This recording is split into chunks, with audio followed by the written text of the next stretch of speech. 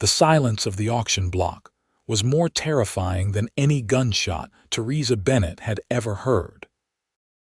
With her trembling arms wrapped protectively around 5-year-old Sarah, she fought back tears as the auctioneer's voice boomed across the dusty town square of Redemption Creek, Colorado, in the spring of 1875. Next up, we have a fine young woman, 20 years of age, healthy and strong. Comes with a little girl, her sister, being sold together on account of their father's debts. Theresa's heart hammered against her ribs as she stared out at the sea of unfamiliar faces.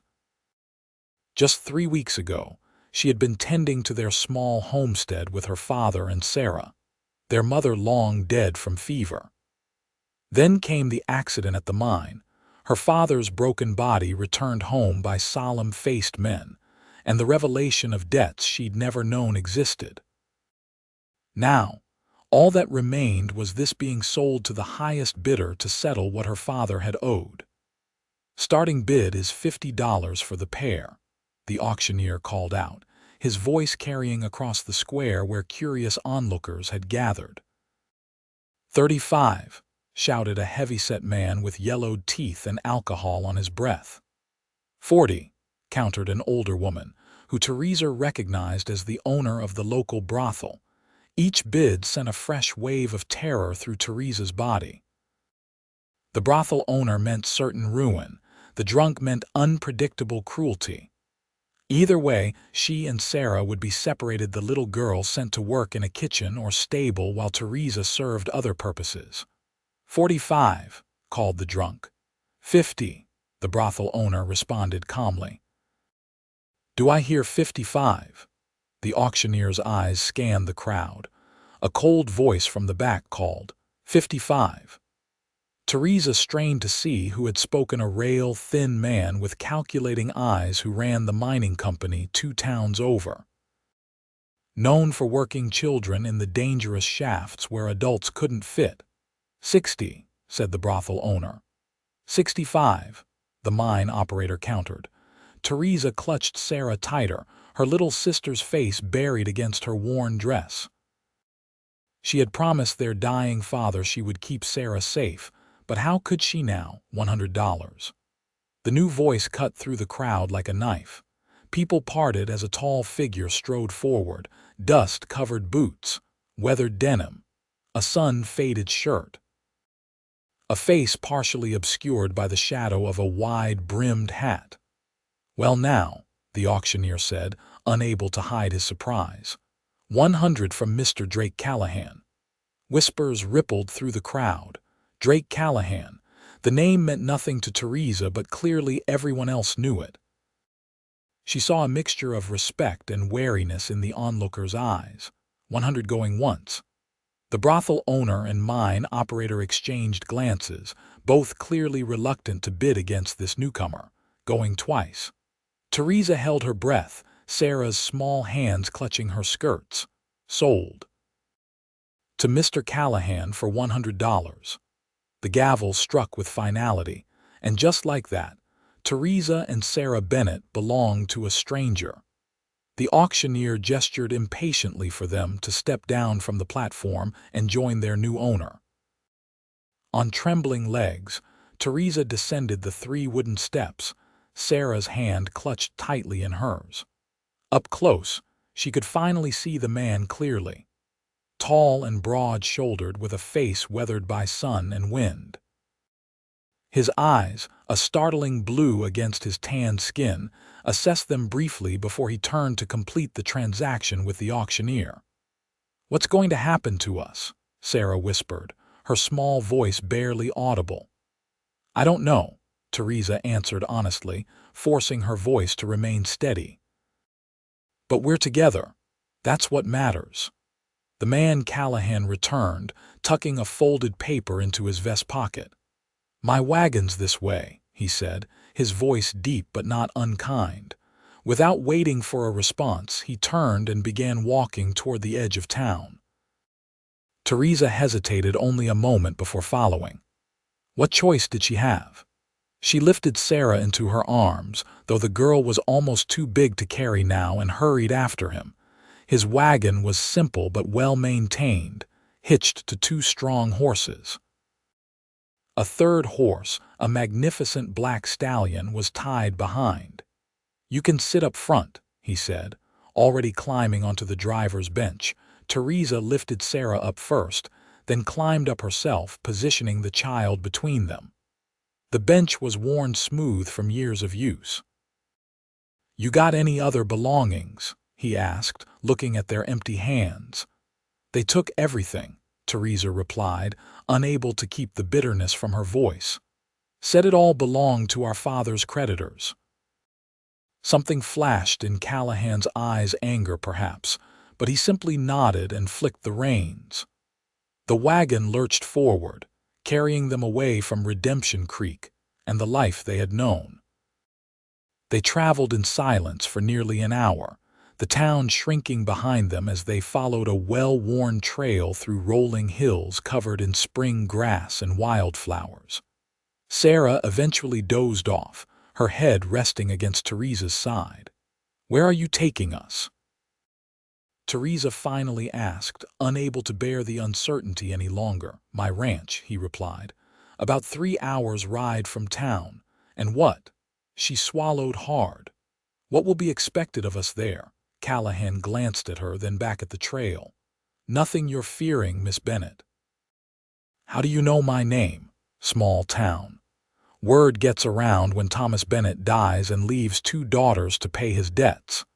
He adjusted his hat against the afternoon sun. "I needed help at my place. You and your sister needed somewhere to go," seemed a simple enough solution. "Help," Theresa repeated carefully. "What kind of help?" "The house needs tending. Cooking, cleaning, that sort of thing." He glanced at the sleeping Sarah. "And I thought maybe having a child around might liven the place up a bit." Something in his tone made Theresa study him more carefully. There was a sadness there, buried deep but still detectable. "You have no family of your own?" she ventured. His jaw tightened almost imperceptibly. "No, not anymore." They lapsed into silence again, but Theresa felt some of her terror subsiding. Whatever Drake Callahan wanted from them, it didn't seem to be what she had feared most. The landscape gradually changed as they traveled further from town. The rolling hills gave way to more rugged terrain, with stands of pine trees and rocky outcroppings. They crossed a wide, shallow river, the horses' hooves splashing through the clear water. "Almost there," Callahan said as they crested a hill in the late afternoon light. Below them stretched a valley, lush with spring grass. A creek wound through it like a silver ribbon, and nestled near its bank stood a 2-story house built of sturdy logs and stone. A large barn and several smaller outbuildings clustered nearby, and beyond them, Theresa could see cattle grazing on the hillsides. "That's your ranch?" she asked, unable to hide her surprise. It was larger and more prosperous looking than she had expected. "The Double C," he confirmed. "Started with nothing but that house and 20 acres 15 years ago." As they approached, Theresa could see the house more clearly. It was well built and maintained, with a wide porch wrapping around 2 sides. Smoke curled from the stone chimney, suggesting someone was already there. Sarah stirred as they pulled into the yard, rubbing her eyes and looking around in confusion. "Where are we?" she asked sleepily. "This is Mr. Callahan's ranch," Theresa explained. "We're going to be staying here for a while." The front door of the house opened, and an older man with a gray beard stepped onto the porch. "About time you got back," he called. "Was beginning to think you'd decided to stay in town." "Had a detour," Callahan replied, bringing the wagon to a stop. He jumped down and reached up to help Sarah, then Theresa. "So I see," the older man said, eyeing them curiously. "These the Bennett girls, Thomas Bennett's daughters?" "Yes," Callahan confirmed. "Theresa and Sarah. This is Tobias Miller, my foreman and the closest thing to a civilized human being on this property." The old man chuckled and tipped his hat to them. "Madam, little miss, welcome to the Double C." Theresa nodded stiffly, still uncertain of what awaited them. "Toby, could you see to the horses?" Callahan asked. "I'll show them inside." "Sure thing, boss." The foreman ambled down the porch steps and took the reins from Callahan. The inside of the house was surprisingly spacious and well-furnished, though it had a distinctly masculine feel, practical and somewhat sparse. The main room held a large stone fireplace, a sturdy table with chairs, and several comfortable-looking leather chairs. Bookshelves lined one wall, filled with more volumes than Theresa had ever seen outside of a proper library. "Kitchen's through there," Callahan said, pointing to a doorway. "Bedroom's upstairs. You and your sister can have the two at the end of the hall. My room's at the other end." Theresa nodded, taking it all in. The house was clean but had a slightly neglected air, as if it needed a woman's touch. "Are you hungry?" he asked. Toby probably left something on the stove. As if on cue, Sarah's stomach growled audibly, and the little girl clapped her hands over it in embarrassment. A hint of a smile touched Callahan's lips. "I'll take that as a yes. Come on." The kitchen was large and well-equipped, with a cast-iron stove, a pump sink, and ample cabinets. A pot of stew simmered on the stove, filling the room with a savory aroma that made Theresa realize how hungry she was. They hadn't been fed since the previous evening. Callahan ladled stew into 3 bowls and placed them on the table, then cut thick slices of bread from a loaf. "Sit," he said, gesturing to the chairs. "Eat." Sarah needed no further invitation, climbing onto a chair and digging in immediately.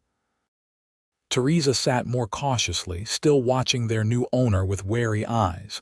"You have questions," he said after they had eaten in silence for several minutes. "Ask them." Theresa set down her spoon. "Why did you buy us?" He considered her for a moment. "I told you I needed help with the house." "You could have hired someone. Good help is hard to find out here, and they don't stay." He broke off a piece of bread. "This way you have a roof over your heads, food in your bellies, and I have someone to keep the place in order. For how long? I paid off your father's debts. Legally, that means I own your labor until it's worked off." Theresa's heart sank. "And how long will that take?" Callahan shrugged. "Depends on how you calculate it, room and board against wages." He must have seen the despair in her eyes because he added, 2 years maybe. "Less if you're particularly industrious." 2 years. It was both better and worse than she had feared. Not a lifetime, but long enough for Sarah to grow from a little girl to a young lady. And after that, you're free to go wherever you please. He looked at Sarah, who was soaking up the last of her stew with bread. "Or stay if you've come to like it here." Theresa nodded slowly, processing this information. "What exactly will be expected of us? You mentioned cooking and cleaning." "Just running the house. Cooking, cleaning, laundry. Teaching this one her letters if she doesn't know them already." He nodded toward Sarah. "I can read," Sarah declared proudly. "Theresa taught me. I'm learning to write too, but my letters are still wobbly." Something that might have been approval flickered across Callahan's face. "Good. There are plenty of books here you can practice with." "And nothing else?" Theresa pressed, needing absolute clarity. His eyes met hers, understanding her unspoken concern. "Nothing else, Miss Bennett. You have my word on that." She wanted to believe him. His eyes seemed honest enough, but Theresa had learned the hard way that men's promises often meant little. "Your rooms are ready," he said, standing. "There's a washroom off the kitchen with a pump and tub if you want to clean up. Towels and soap are there. I had Toby bring some clothes from town, nothing fancy, but they should fit well enough until we can get you proper things." The thoughtfulness of this gesture surprised Theresa. "Thank you," she said softly. He nodded once, then turned to leave. "Mr. Callahan." Sarah's small voice stopped him at the door. "Do you have any children for me to play with?" A shadow passed over his face, so quickly Theresa almost missed it. "No, little one, no children." After he left, Theresa helped Sarah wash up, marveling at the luxury of real soap and clean towels after weeks in the sheriff's holding cell. The clothes Callahan had provided were simple but clean, and nearly the right size plain dresses for them both, along with undergarments and nightgowns. Their rooms were small but comfortable, with real beds, clean linens, and even a small rag doll on Sarah's pillow, a thoughtful touch that made the little girl squeal with delight. As Theresa tucked her sister in for the night, Sarah asked the question that had been on her mind all evening. "Is this our home now, Theresa?" Theresa smoothed the blanket over her sister's small form. "For now, sweet pea. For now, I like it here," Sarah declared sleepily. "Mr. Callahan seems nice, not scary like those other men at the auction." "We'll see," Theresa said cautiously. "Now sleep. Tomorrow will be a busy day." After Sarah drifted off, Theresa sat by the window of her own room looking out at the moonlit valley. The ranch was beautiful, she had to admit, and far better than the alternatives that had awaited them at the auction. But she couldn't shake the feeling that there was more to Drake Callahan than met the eye and more to his decision to buy them than simply needing household help. As dawn broke over the valley, Theresa was already awake. Years of farm life had instilled early rising in her, and she was determined to prove her worth from the start.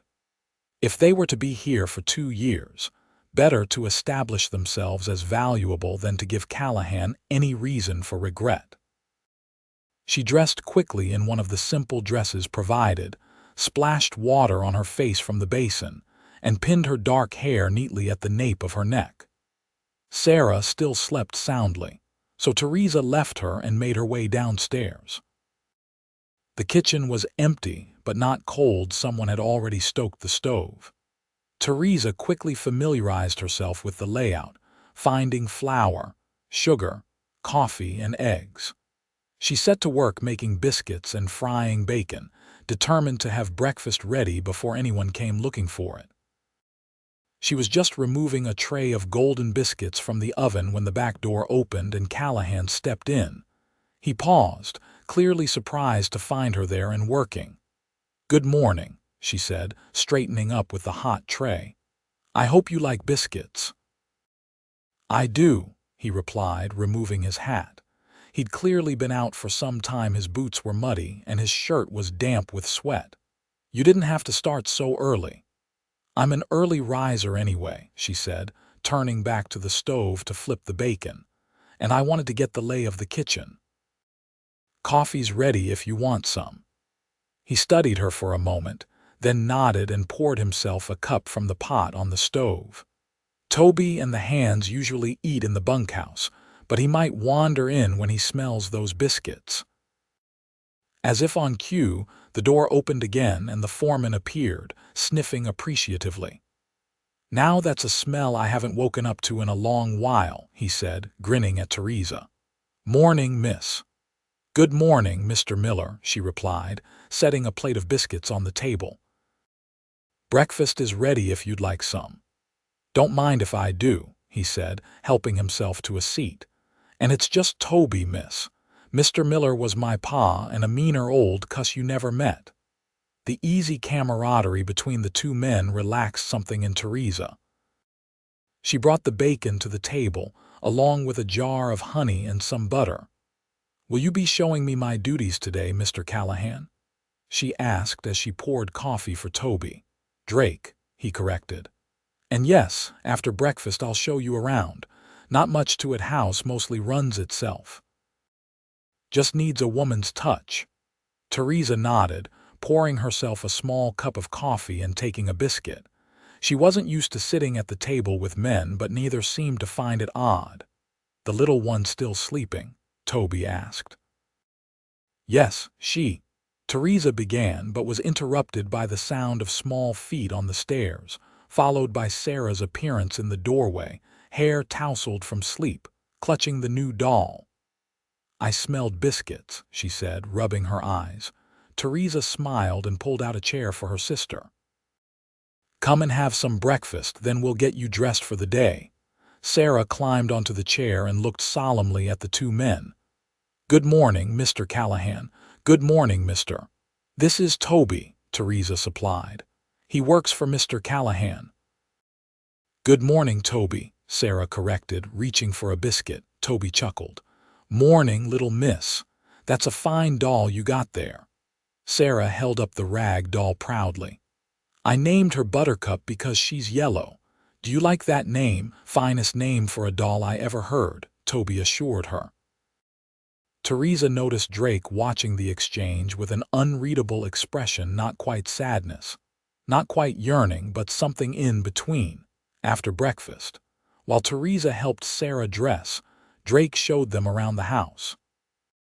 It was larger than it had appeared, with 4 bedrooms upstairs, a study, the main living area, kitchen, and even a small room off the kitchen that held a proper bathtub and pump. "Water comes from the creek," he explained. "We pipe it in. Cold but clean. If you want it hot for bathing, you'll need to heat it on the stove." The tour continued outside, where he showed them the vegetable garden, somewhat neglected but still producing, the chicken coop, the smokehouse, and the barn where the milk cow was kept. "Can I help with the chickens?" Sarah asked eagerly. "I used to collect eggs at home." Drake looked down at her, that strange expression crossing his face again. "Of course, just be careful of the rooster. He's got a mean streak." As they walked back toward the house, Theresa finally worked up the courage to ask what had been on her mind since the previous day. "Mr. Callahan, Drake," she corrected herself. "May I ask why you have no family? This seems like a fine place to raise children." He stopped walking, his back to her. For a moment she thought she had overstepped, but then he turned, his face carefully neutral. "My wife and son died 6 years ago. Influenza." The simple statement hung in the air between them. Theresa felt a pang of sympathy. "I'm sorry. We lost our mother to fever as well." He nodded once, acknowledging her words but offering nothing more. "I'll be out with the herd today. Toby knows where to find me if you need anything." And with that, he strode away toward the barn, leaving Theresa to watch his retreating figure with a newfound understanding of the sadness that seemed to cling to him. The days settled into a rhythm at the Double C. Theresa rose early to prepare breakfast, then spent her mornings cleaning and putting the somewhat neglected house in order. Sarah helped with small tasks, collected eggs, and spent hours exploring the ranch under Toby's watchful eye. Drake was often gone from sunup to sundown, working with the cattle or riding the boundaries of his property. When he was home, he was quiet but not unfriendly, answering Theresa's questions about the running of the house and occasionally bringing back small treasures for Sarah, a pretty stone, an interesting feather, once a tiny rabbit that had been abandoned by its mother. 2 weeks after their arrival, Theresa was hanging laundry on the line behind the house when she heard hoofbeats approaching. Looking up, she saw Drake riding in, accompanied by a wagon driven by a woman Theresa didn't recognize. "Miss Bennett," Drake called as he dismounted. "This is Mrs. Abernathy from town. She's brought some things for you and Sarah." The woman, plump and pleasant-faced with graying hair, climbed down from the wagon with Drake's assistance. "So you're the Bennett girl," she said, looking Theresa over with frank curiosity. "Drake asked me to bring out some proper clothing for you and your sister. Can't have you wearing those same 2 dresses all summer." Theresa looked at Drake in surprise. He shrugged slightly, avoiding her eyes. "Mrs. Abernathy runs the dry goods store in Redemption Creek. She has good taste." The older woman chuckled. "What he means is, I know what a woman needs, which is more than can be said for most men." She turned back to the wagon. Come help me unload these things, dear. I've brought fabric too, if you so. Theresa followed her, overwhelmed by the generosity. I do so, yes. But Mr. Callahan, this must have cost. Nonsense, Mrs. Abernathy interrupted. Drake Callahan can afford to properly outfit 2 females. The man has more cattle than sense and hardly spends a dime on himself. She handed Theresa a large wrapped package. 3 dresses each for you and the little one. Undergarments, stockings, a pair of proper boots for each of you, and enough fabric to make whatever else you might need. Theresa accepted the package, her throat tight with unexpected emotion. It had been so long since anyone had shown them such kindness. Thank you, she said, looking past Mrs. Abernathy to where Drake stood, talking quietly with Toby. Please tell Mr. Callahan. Tell him yourself, dear, Mrs. Abernathy said with a knowing smile. A man likes to be thanked properly for his generosity.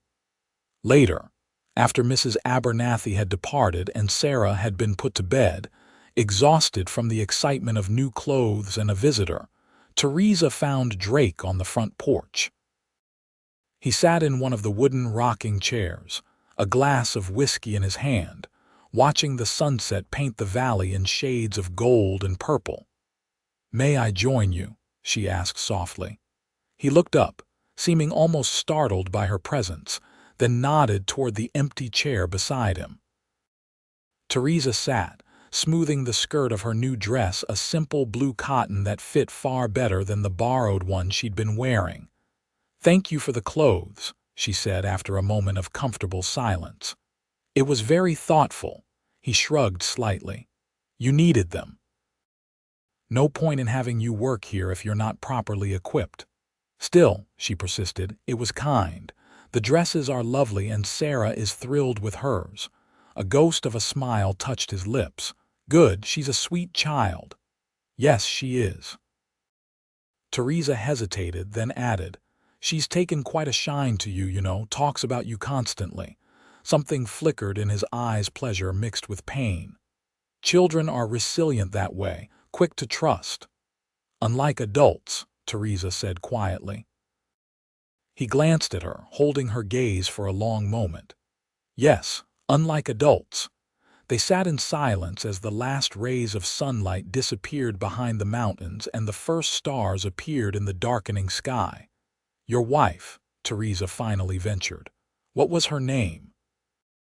For a moment she thought he wouldn't answer, but then he said softly, Deanna. Her name was Deanna. And your son, James. He took a sip of his whiskey. He was 4 when they died.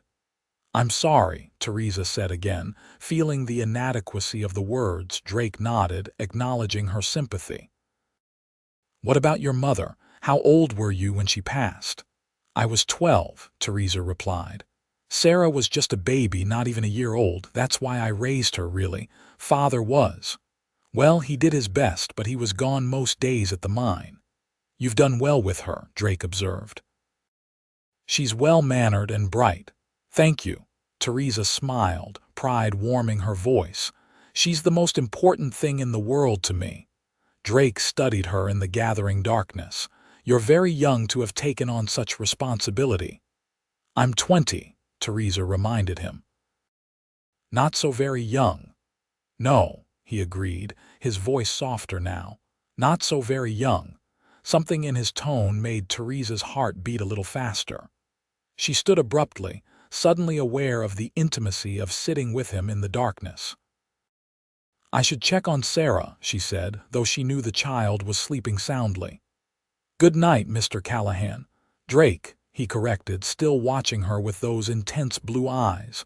Drake, she echoed. Good night. As spring turned to summer, life at the Double C settled into a comfortable routine. Theresa had transformed the house, bringing order to what had clearly been a bachelor's domain for too long. Curtains now hung at the windows, made from fabric Mrs. Abernathy had brought. Fresh flowers appeared on the table each day. Meals were served at regular times, and the pantry was well stocked with preserves, Theresa had put up from the now thriving garden. Sarah thrived in the open spaces of the ranch, developing a deep tan and a collection of minor scrapes from her adventures. She had appointed herself assistant to everyone, helping Theresa in the kitchen, following Toby around as he did his chores, and eagerly awaiting Drake's return each evening to report on her day's discoveries. For his part, Drake seemed to come alive in the presence of the child. His smiles, rare at first, became more frequent. He began to return earlier from his days on the range, sometimes bringing Sarah up on his horse for the ride back to the house. In the evenings, he would often read to her from one of the many books in his collection. One evening in late June, Theresa stood at the kitchen window, watching as Drake showed Sarah how to groom his big black stallion, Midnight. The little girl stood on an upturned bucket, carefully brushing the horse's gleaming coat while Drake steadied her with a gentle hand at her back. "He's different with her around," Toby's voice said from behind her. Theresa turned to find the foreman helping himself to coffee. "I've noticed," she admitted. "He seems lighter somehow." Toby nodded, taking a sip from his cup. "Haven't seen him like this since before he lost Deanna and little James." He glanced at Theresa. "You've been good for him too, you know, having a woman's touch around the place again." Theresa felt her cheeks warm. "I'm just doing what he hired me to do." "MMHMM," Toby said noncommittally, but his knowing smile made Theresa turn back to the window to hide her blush. She couldn't deny that her feelings toward Drake had changed over the past months. What had begun as wariness had gradually shifted to respect, then a cautious friendship, and now something else. Something that made her pulse quicken when he entered a room, that brought a smile to her face when she heard his horse approaching in the evening. But she reminded herself sternly that she was here because he had bought her contract. She was, in essence, his employee, not his equal. And in less than 2 years, she and Sarah would be moving on, finding their own way in the world. It would be foolish to allow her heart to become involved. Outside, Drake lifted Sarah down from the bucket, then swung her up onto his shoulders. The little girl's delighted laughter floated through the open window, and despite her resolve, Theresa felt her heart swell at the sight. July brought scorching heat and the cattle roundup. Drake was gone for days at a time, working with his hands to move the herd to higher pastures. The house felt emptier without his presence, though Theresa told herself it was Sarah who missed him, not her. On the third night of his absence, a violent thunderstorm rolled in from the mountains. Wind howled around the eaves of the house, rain lashed at the windows, and lightning split the sky with blinding flashes. Sarah, terrified of the thunder, had crawled into Theresa's bed, where she now slept fitfully. Theresa herself couldn't sleep, worried about Drake and the men out in the storm. She had just decided to go downstairs for a cup of tea when she heard the front door crash open, followed by the sound of heavy boots and voices. Carefully extracting herself from Sarah's clinging arms, Theresa pulled on her robe and hurried downstairs. In the main room, she found Toby and another ranch hand supporting Drake between them. His shirt was torn and bloody, his face pale beneath his tan. "What happened?" she gasped, rushing forward. "Lightning spooked the horses," Toby explained grimly. "Drake's mount threw him against some rocks. Think his ribs are busted, maybe his arm too." "Get him to the sofa," Theresa directed, already moving to light more lamps. "I'll heat water and get bandages." Drake groaned as they lowered him onto the sofa. His eyes flickered open, finding Theresa's face in the lamplight. "Sorry for the commotion," he managed, his voice strained with pain. "Hush," she scolded, kneeling beside him to examine his injuries. "Save your strength." The next hour passed in a blur of activity. Theresa cut away Drake's ruined shirt to reveal an ugly bruise spreading across his left side and a deep gash on his upper arm. Working quickly, she cleaned and bandaged the wound, then bound his ribs tightly with strips of clean linen. "Should we ride for the doctor?" The ranch hand asked anxiously. Toby shook his head. "Not in this storm. We'd never make it to town. Miss Theresa seems to know what she's doing." "My father was injured in the mines several times," she explained, checking her bandaging. "I learned to treat wounds out of necessity." She looked up at Toby. "He needs to rest. Can you help me get him upstairs to his bed?" Between the three of them, they managed to get Drake up the stairs and into his bedroom. Theresa had never been inside it before. It was sparsely furnished with a large bed, a dresser, and a trunk at the foot of the bed. A single photograph in a silver frame stood on the bedside table, a pretty woman holding a small boy, both smiling at the camera. Once Drake was settled in the bed, Toby and the hand retreated, promising to check back in the morning. Theresa pulled a chair to the bedside, determined to keep watch through the night. "You don't have to stay," Drake murmured, his eyes half closed with pain and exhaustion. "Yes, I do," she replied simply, wringing out a cloth in cool water and placing it on his forehead. "You have a fever starting. Someone needs to watch you." He was quiet for so long that she thought he had fallen asleep, but then he spoke again, his voice barely audible over the storm outside. "Why did you never ask?" "Ask what?" Theresa leaned closer to hear him. "Why I was at the auction that day. Why I bought you and Sarah." Theresa's hand stilled. "I assumed you needed household help, as you said." His eyes opened fully now, finding hers in the dim light. "I went to town that day to buy supplies.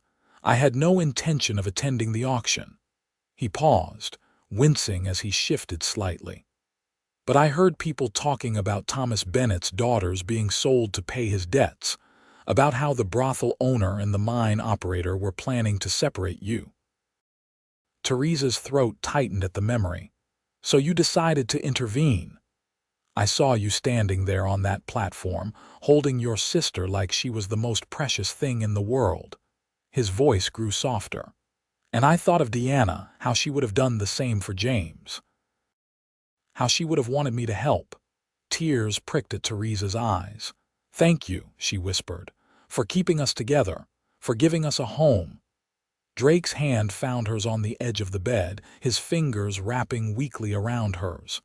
"You've brought life back to this house, Theresa.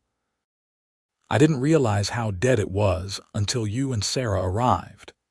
She should pull her hand away, maintain the proper distance between employer and employee.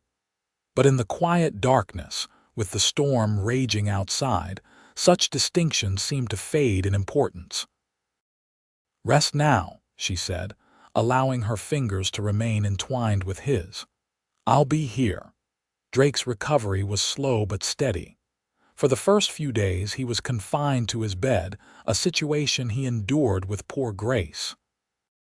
Theresa divided her time between her usual chores, caring for Sarah, and tending to her patient, who grew increasingly restless as his strength returned. "I need to check on the herd," he insisted on the fourth day, attempting to get out of bed only to fall back with a grimace of pain. "Toby has everything under control," Theresa said firmly, pushing him back against the pillows.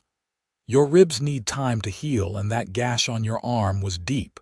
Unless you want to tear it open again." He glowered at her, but there was no real anger in it. "You're a tyrant, Miss Bennett."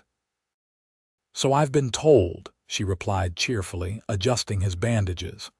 "Sarah says the same when I make her eat her vegetables." The mention of Sarah softened his expression. "How is she? I miss her chatter. Missing you terribly. She's been making you get well drawings." "I'll bring her up after lunch if you promise to rest now." He sighed but nodded in agreement. "Bring a book too. If I have to stay in this bed, I might as well catch up on my reading." Theresa smiled and turned to leave, but his voice stopped her at the door. "Theresa." She looked back, struck as always by how the light from the window brought out the blue of his eyes. "Yes, thank you, for taking care of me." The simple sincerity in his voice warmed her from within. "You're welcome," she said softly, and slipped out the door before he could see the color rising in her cheeks. By the end of the week, Drake was well enough to come downstairs, though he still moved carefully and tired easily. On his first evening back at the dinner table, Sarah chattered excitedly, catching him up on everything he had missed: how the chickens had escaped their coop, how she had helped Toby fix a fence, how one of the barn cats had kittens. Theresa watched them together, her heart full. Despite her best intentions, she couldn't deny the feelings growing within her. Drake Callahan had become more than her employer, more than a friend even. But she kept these thoughts to herself, focusing instead on her duties and on making sure he continued to heal properly. August arrived with relentless heat. The creek that ran through the property slowed to a trickle, and the garden required constant watering to survive. Drake, fully recovered now, spent long days in the saddle, checking on water sources for the cattle and making sure the ranch hands rotated the herd to prevent overgrazing. One sweltering afternoon, Theresa was in the kitchen, preserving the last of the summer berries when Sarah burst in, her face flushed with excitement. "Theresa, Drake says we can go swimming in the big pond. He says it's too hot for chores and we all deserve a break. Can we go, please?" Theresa wiped her hands on her apron, tempted by the thought of cool water. Did he really say that? As if in answer, Drake appeared in the doorway behind Sarah, hat in hand. "I did indeed. There's a deep pond about half a mile upstream. The water's clean and cool. Thought you ladies might enjoy an afternoon away from the house." Theresa hesitated, but the heat in the kitchen was stifling, and the thought of cool water was irresistible. "I suppose these preserves can wait until evening." Sarah cheered and ran upstairs to change into clothes suitable for swimming. Theresa followed more slowly, suddenly self-conscious. She had no proper bathing costume, and the thought of swimming in Drake's presence made her unaccountably nervous. In the end, she settled for her oldest dress, one she wouldn't mind getting wet. When she came back downstairs, Drake was waiting with a picnic basket. "Toby packed some food," he explained. "Thought we might make an afternoon of it." The pond was everything Drake had promised: a deep, clear pool fed by a small waterfall where the creek tumbled over rocks. Tall trees provided dappled shade, and wildflowers dotted the grassy bank. Sarah waded in immediately, squealing with delight at the cool water. Drake, having removed his boots and rolled up his trousers, joined her, showing her how to float on her back. Theresa hung back, spreading the blanket Toby had included in the basket and arranging the food. But as she watched Sarah and Drake splashing and laughing, the water looked more and more inviting. "Come in," Sarah called. "It feels wonderful." "Yes, come in," Drake echoed, his eyes finding Theresa's across the water. "Unless you can't swim," the challenge in his voice decided her. Removing her shoes and stockings, Theresa waded into the pond, gasping as the cool water swirled around her legs. "It's cold," she exclaimed, but continued forward until the water reached her waist. "You get used to it quickly," Drake said, swimming over to her. His shirt clung to his shoulders, revealing the lean strength of his body. Water droplets glistened in his dark hair and on his face. Theresa suddenly found it hard to breathe, and it had nothing to do with the cold water. "Can you swim?" he asked, treading water in front of her. She nodded. "My father taught me in the creek near our homestead." "Show me," he challenged, a playful light in his eyes that she had never seen before. Without warning, Theresa dove forward, swimming past him with strong, sure strokes. The water was gloriously refreshing after weeks of heat, and she reveled in the sensation of weightlessness. When she surfaced, Drake was watching her with undisguised admiration. "You swim like a fish," he said, swimming closer. "My father said I took to water better than walking," she replied, pushing wet hair from her face. For a moment they floated there, faces close, eyes locked. Something shifted in the air between them, a tension both exhilarating and frightening. "Theresa, Drake, watch me." Sarah's voice broke the spell as she jumped from a rock into the pond, creating a tremendous splash. The moment passed, but throughout the afternoon, Theresa caught Drake watching her with an intensity that made her heart race. When their hands accidentally touched as they reached for the same apple from the picnic basket, neither pulled away immediately. As the sun began to sink toward the horizon, they reluctantly gathered their things and started back toward the ranch. Sarah, exhausted from swimming, rode on Drake's shoulders, her head nodding with approaching sleep. "Thank you for today," Theresa said quietly as they walked side by side. "It was wonderful." Drake glanced at her, his expression soft in the golden evening light. "We should do it more often. There's a beauty to this land that I sometimes forget to appreciate, being so caught up in the work of it." "It is beautiful," Theresa agreed, looking around at the rolling hills golden with summer grass. "I've come to love it here." The words slipped out before she could stop them, and she quickly added, "Sarah has too. She's never been so happy." Drake shifted Sarah higher on his shoulders. The little girl was fully asleep now, her cheek resting against the top of his head. "And you, Theresa, are you happy here?"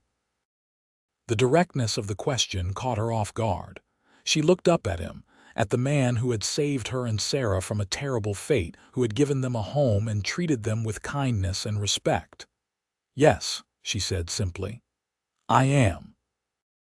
The smile that spread across his face was like sunrise breaking over the mountains, warm, brilliant, and full of promise. September brought cooler temperatures and the harvest. The ranch hands were busy from dawn till dusk, and even Theresa found herself pressed into service, helping to preserve the bounty from the garden for the winter months ahead. One evening, as she was finishing the dinner dishes, Drake entered the kitchen, his expression unusually serious. "I need to ride into town tomorrow," he said, leaning against the doorframe. "Thought you and Sarah might like to come along. There are supplies to get, and Sarah could probably use some new books. She's read through most of the children's stories I have." Theresa dried her hands on a towel, considering the invitation. They hadn't left the ranch since arriving nearly 5 months earlier. "That would be nice," she said. "Sarah would love it." Drake nodded, but there was something in his manner that seemed hesitant, almost nervous. "There's another reason I'm asking you to come," he admitted. "The fall dance is tomorrow night at the town hall. I thought, perhaps you might enjoy it." Theresa stared at him, momentarily speechless. Was Drake Callahan asking her to a dance? As if sensing her confusion, he hurried on. "Mrs. Abernathy could watch Sarah for a few hours. She's offered before. It would just be for the evening, if you want to, that is." His uncertainty was endearing, so different from his usual confident demeanor. Theresa felt a smile tugging at her lips. "I'd like that," she said softly. "Very much." The relief on his face was palpable. "Good, that's good. We'll leave after breakfast then." He turned to go, then paused and looked back. "Wear that blue dress," he said, "the one that matches your eyes." Before she could respond, he was gone, leaving Theresa standing in the kitchen with her heart fluttering like a wild thing in her chest. The next morning dawned clear and crisp, a perfect fall day. Sarah was beside herself with excitement about the trip to town, chattering nonstop as they prepared to leave. "Will there be a candy store? Can I get a peppermint stick? Will other children be there? Can I show them Buttercup?" Theresa laughed, tying the ribbons of Sarah's bonnet.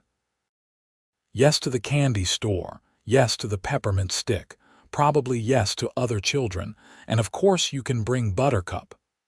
They traveled in the wagon, Sarah between them on the seat as usual, but something was different today. Drake seemed more relaxed, more open, occasionally pointing out landmarks and telling stories about the early days of his ranching that made Sarah giggle and Theresa smile. Redemption Creek had changed little since they had left it in April, though it felt strange to be back where their journey with Drake had begun. The town was busier than usual, with farmers and ranchers from the surrounding areas in for supplies and the dance. Drake took care of his business at the bank and the feed store while Theresa and Sarah visited Mrs. Abernathy's shop for supplies. The older woman greeted them warmly, exclaiming over how well they both looked. "Country living agrees with you," she said, pinching Sarah's rosy cheek affectionately. "And I hear you're coming to the dance tonight," she added to Theresa with a knowing smile. Theresa felt herself blushing. "Yes, Mr. Callahan Drake invited me." Mrs. Abernathy nodded approvingly. "About time. That man has been alone too long." She leaned closer, lowering her voice. "He's a good man, Theresa, one of the best, been through more sorrow than most but never let it sour him." "I know," Theresa said quietly, and she did know. Over the months, she had come to understand the depth of Drake's character, his quiet strength, his unwavering integrity, his capacity for kindness, despite the losses he had suffered. After completing their shopping, they met Drake at the small hotel where they would freshen up before the dance. He had reserved 2 rooms, one for himself and one for Theresa and Sarah to share. "Rest a bit," he suggested. "I'll come for you at 6 for dinner and then we can go to the dance." As he turned to go to his own room, Sarah tugged at his hand. "Drake, will you dance with me too tonight?" "Theresa's been teaching me how." He knelt down to her level, his expression tender. "I would be honored to dance with you, Miss Sarah. Save me a waltz." Sarah nodded solemnly, and Drake ruffled her hair before standing. His eyes met Theresa's over the child's head, and the warmth in them made her breath catch. Later, as Theresa dressed for the evening, she found herself unusually concerned with her appearance. The blue dress Drake had mentioned was her best one, made from the fabric Mrs. Abernathy had brought. It was simply cut but flattering, with a neckline that showed her collarbones and sleeves that ended just below her elbows. She brushed her dark hair until it shone, then twisted it up at the back of her head, allowing a few curls to escape and frame her face. She had no jewelry, but Mrs.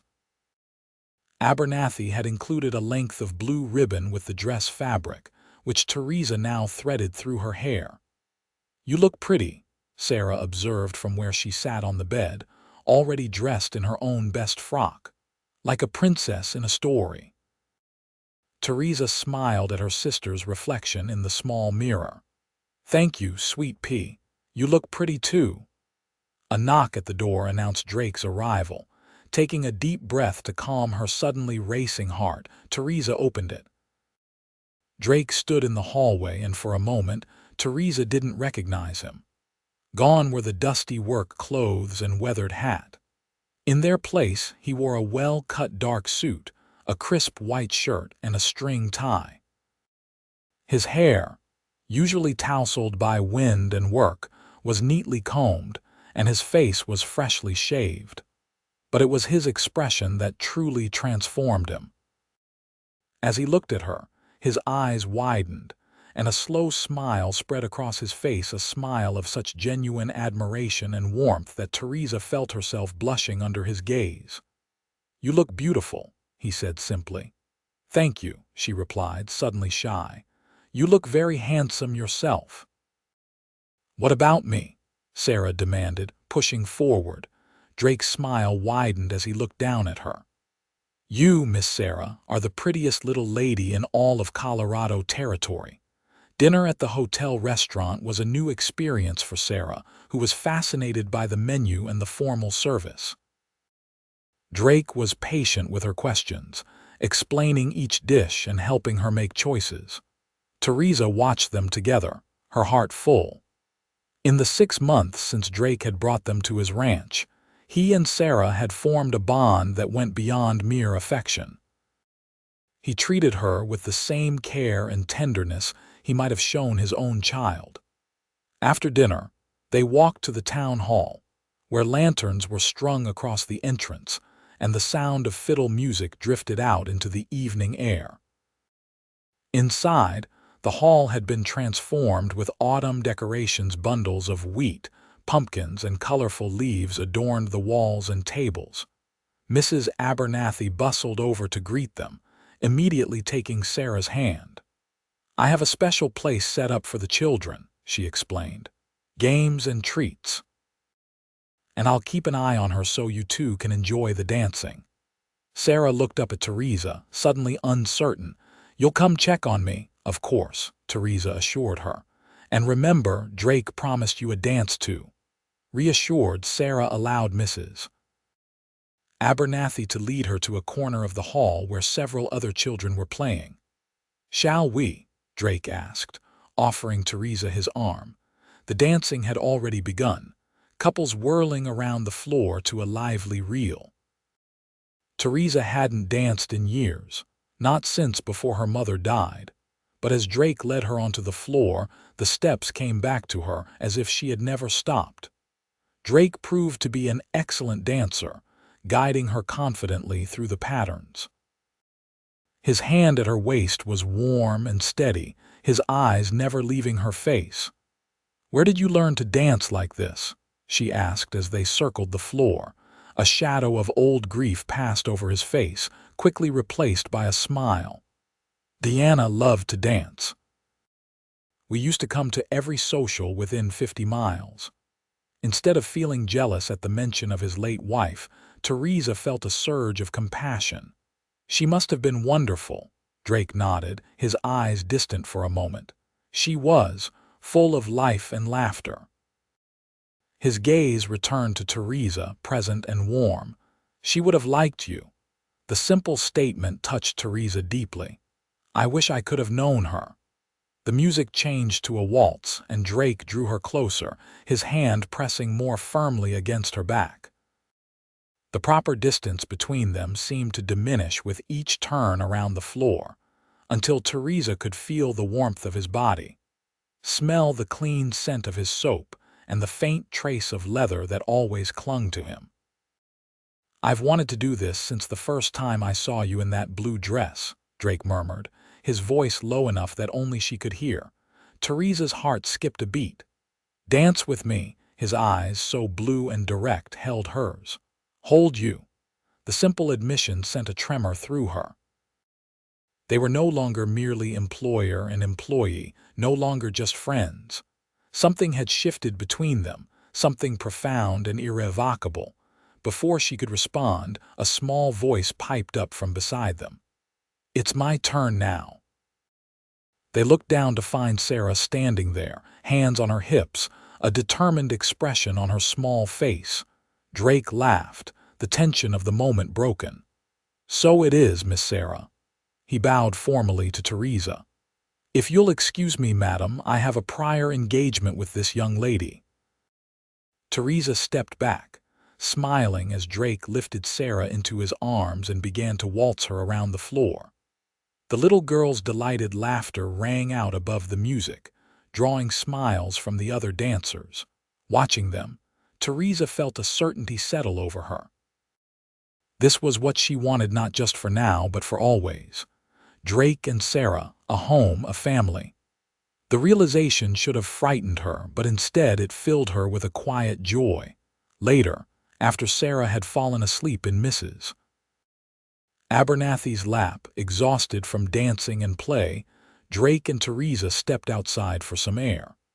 The night was cool and clear, stars scattered like diamonds across the velvet sky. They walked in comfortable silence down the main street, past darkened storefronts and quiet houses. When they reached the edge of town, Drake stopped, turning to face her. "Theresa," he began, his voice unusually hesitant. These past months, having you and Sarah at the ranch, it's been like watching a house become a home again." She looked up at him, at the strong lines of his face softened by moonlight. "It's felt like home to us too," she said softly. "I know our arrangement was meant to be temporary," he continued, taking her hands in his. "2 years to work off your father's debt, but I find myself hoping for something more permanent." Theresa's heart began to race.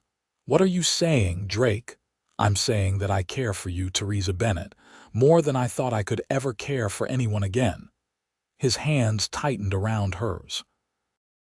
"I'm asking if you might consider staying, not as someone working off a debt, but as—" "As what?" she prompted when he hesitated. "As my wife," he said finally, the words rushing out as if he feared his courage might fail. "If you could see yourself loving me even a little." Joy surged through Theresa, so intense it brought tears to her eyes. "Oh, Drake," she whispered, "I already do love you." The wonder that spread across his face was like watching the sun rise. Slowly, giving her every chance to pull away, he drew her into his arms. "May I kiss you, Theresa?" he asked, his voice rough with emotion. In answer, she lifted her face to his. The first touch of his lips on hers was gentle, questioning, but when she responded, sliding her arms around his neck, the kiss deepened into something powerful and affirming. When they finally drew apart, both breathless, Drake rested his forehead against hers. "I never thought I'd find love again," he murmured. "Never thought I'd want to." "And Sarah?" Theresa asked, suddenly anxious. "You know we come as a pair." Drake's smile was tender.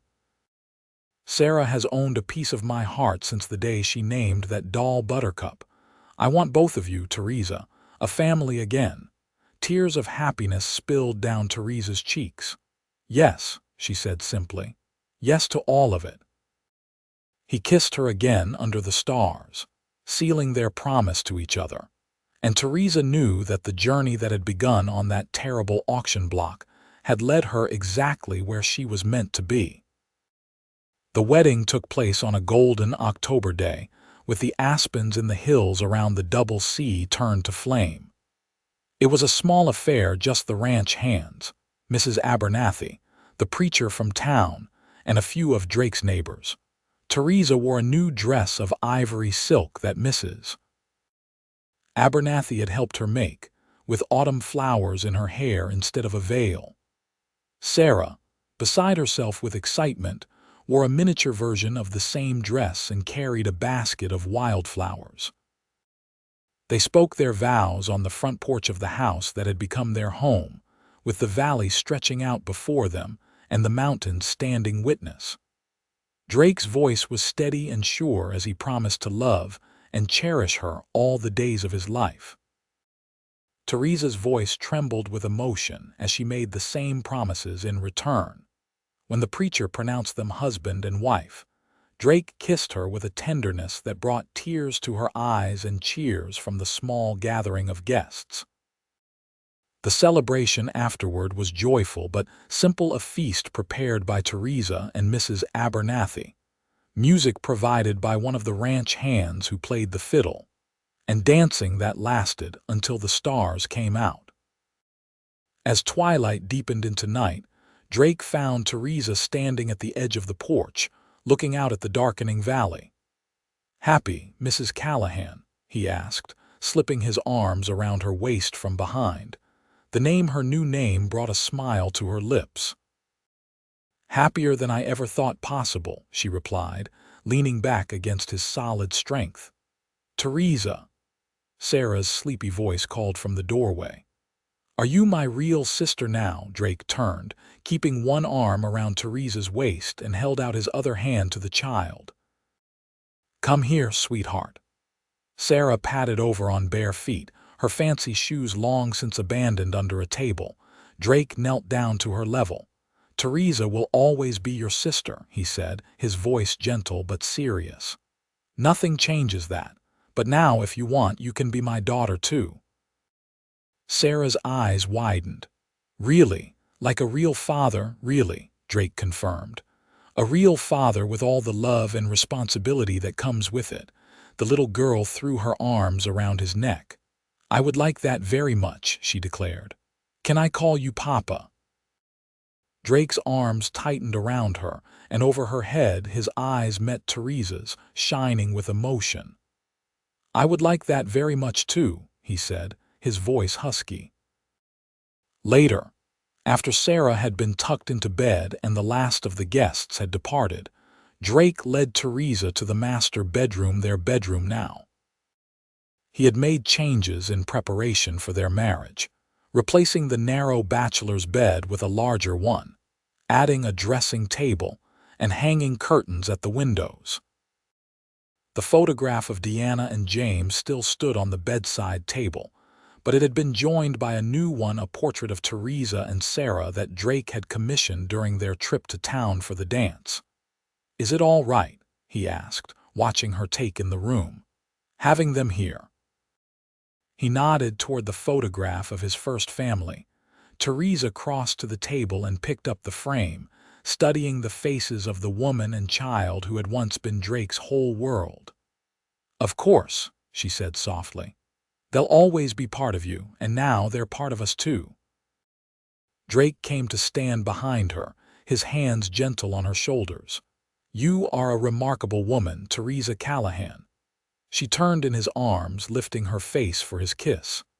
"And you, Drake Callahan, are a remarkable man. I am so very glad you came to that auction." His eyes darkened with emotion and something else, a desire that matched the one building within her. "So am I," he murmured against her lips. "So am I." As winter settled over the valley, bringing snow that blanketed the ranch in pristine white, the Callahan household settled into its new rhythms. Sarah thrived under the joint care of Theresa and Drake, growing more confident and cheerful with each passing day. She attended the small school in town when weather permitted, riding with Drake or Toby when they had business there, and quickly became a favorite among her classmates. Theresa, no longer bound by a debt to be worked off, nonetheless continued to run the household with efficiency and warmth. But now she did so as mistress of the Double C, respected by the ranch hands and neighboring families alike. The house that had once been merely functional became truly beautiful under her care, a place of comfort and welcome. And Drake, who had lived for 6 years with only his work and his memories for company, found himself surrounded by love and laughter again. The grief that had been his constant companion gradually eased, not forgotten but no longer defining him.